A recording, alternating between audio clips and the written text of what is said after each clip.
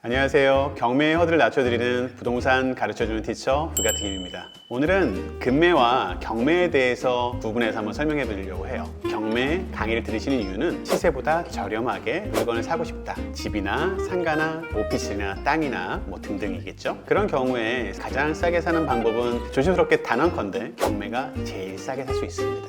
20년 이상 해본 사람의 경험이니까 제 말 조금 믿어주세요. 근데 간혹 경매로 사는 게 싸다는 건 알지만 경매보다도 금매가 싸게 나오는 경우도 있을 수도 있어요. 흔한 케이스는 아닙니다. 있을 수 있다는 걸 아셔야 여러분이 꼭 경매만은 아니라고 생각하시고 그 중에서 뭐가 더 나은지를 체크할 수 있는 정도의 실력은 되셔야 선택을 하실 수 있을 텐데, 그런 내용으로 오늘 한번 정리해 봐 드릴게요.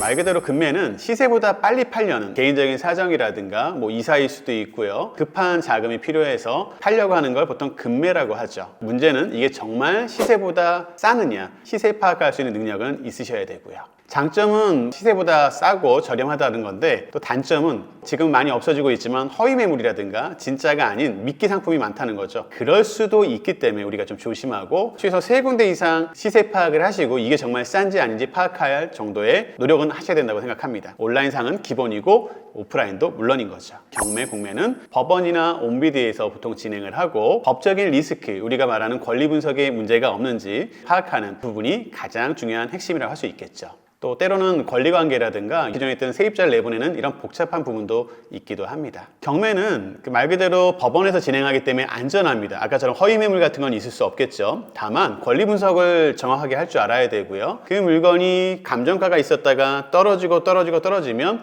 요새 같을 때는 서울 수도권도 감정가의 절반 가격, 정말 많이 떨어진 것은 감정가의 3분의 2, 4분의 1 가격에 살 수도 있다는 장점이 가장 큰 메리트겠죠. 반대로 아까 말씀처럼 혹시라도 권리 분석을 우리가 못한다거나 아니면 세입자 내보내는 명도 과정, 그 외에 유치권이라든가 법정지상권처럼 우리가 해결하기 어려운 문제가 있다면 그런 물건들은 피하셔야 하는 거고요. 경매에 되게 중요한 3가지가 있다고 했습니다. 물건의 매각 물건 명사서, 그리고 현황이 어떻게 되어 있는 현황 조사서, 그리고 마지막으로 이 물건을 감정한 감정평가서를 정확하게 확인하셔서 하자가 있거나 문제가 있는지 없는지를 꼭 확인하셔야 되는 절차가 필요하고요. 그 후에 내가 책임져야 되는 선순위, 세입자, 선순위, 유치권, 뭐 명도하는 과정, 법정지상권, 뭐 이런 문제가 되는 게 없는지를 꼭 확인하셔야겠죠. 사실은 가장 중요한 건 얼마나 총 비용이 들어가서 시세보다 싸게 샀냐가 가장 중요한 부분이라고 생각하고요. 거기에는 항상 계약금, 잔금의 그 비용 말고도 부대 비용도 들어갈 수 있다는 거 기억하셔야 돼요. 이전할 때 등기 이전 비용이나 법무세 비용이라든가 이런 기타 비용도 있다는 걸 충분히 이해하셔야 총 내가 들어가는 투입이 얼마가 되고 대출을 얼마 받았을 때 얼마 정도 수익이 날 수 있겠구나 라고 계산할 수 있겠죠. 보통 시세보다 10%, 20% 이상 저렴하면 보통 금매라고 하긴 해요. 그렇지만 이건 케이스마다 다릅니다. 제일 중요한 건 내가 생각했을 때 시세보다 혼자의 저렴하다라고 할 땐 그 금매는 괜찮은 물건인 거고, 요새 경기가 어려울 때니까 사실은 더 떨어질 수도 있지 않을까 할 때는 좀 조심하시는 게 좋고요. 반대로 올라가는 흐름이라면 그럴 때 조금 과감하게 잡는 게 괜찮을 수 있겠죠. 반대로 경매 같은 경우는 어떻게 된다고요? 처음에 나오면 100%부터 시작해서 한번 유찰되면 20%씩 절감되는 곳도 있고 법원에 따라 30%씩 절감되는 데도 있습니다. 법원마다 체크해 보시면 알 수 있으니까요. 그렇게 해서 시세 대비 저렴하게 살 수 있을 때 내가 투자 대비 어느 정도 수익이 나올 수 있다는 예상이 되시면 그 금액이 저렴하게 잡으실 때 경매의 메리트가 되겠죠. 내용을 한번 정리해봐 드리면 제일 중요한 건 최근의 실거래가, 요새 너무나 쉽죠. 실거래가를 확인하셔서 정말로 이게 싼 건지 아닌 건지 확인하는 게 첫 번째로 중요할 것 같고요. 두 번째로는 이 층과 향과 누수나 이런 것들을 여부에 따라서 가격이 천차만별입니다. 그걸 꼭 확인하셔야 되고, 세 번째로는 등기부 등본상에 혹시 우리가 모르는 근저당이라든가 가압류라든가 권리 분석상의 문제가 되는 게 없는지 확인하셔야 된다는 거. 네 번째는 아까 말씀처럼 허위 미끼 매물은 아닌지, 가봤더니 나와 있는 물건은 없다고 하고 다른 물건을 권한다거나 이러면 즉시 나오세요. 최소한 3군데 이상의 부동산을 확인하셔서 이 매물이 정말 메리트가 있는지 없는지를 확인해 보시는 것도 중요한 부분이니까 잊지 마시고요. 이 물건에 관리비가 연체가 되어 있다거나 아니면 어떤 우리가 예상하지 못했던 하자가 있는지 이런 부분도 꼭 체크를 하셔야 됩니다. 마지막으로 입주율과 잔금에 부족함이 없는지, 혹시라도 그 분위기에 휩쓸려서 급하게 계약하자고 했다가 내가 집이 안 팔려서 잔금을 준비하지 못한다면 낭패잖아요. 그런 일이 없도록 일정까지 충분히 체크하셔서 매입하시는 것을 추천드립니다. 경매에서도 마찬가지로 6가지 정도로 체크해야 될 사항을 한번 정리해 봐 드릴게요.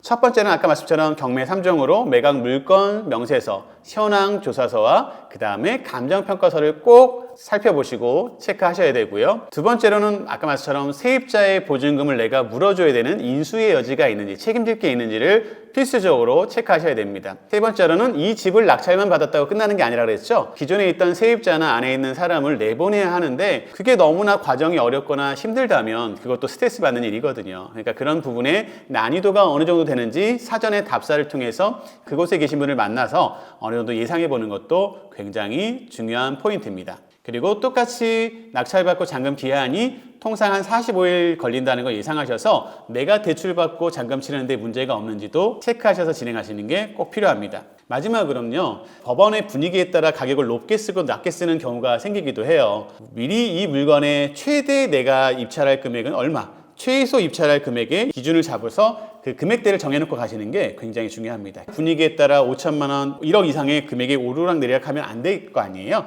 마지노선을 정하고 가시는 것도 중요하다고 말씀드릴 것 같습니다.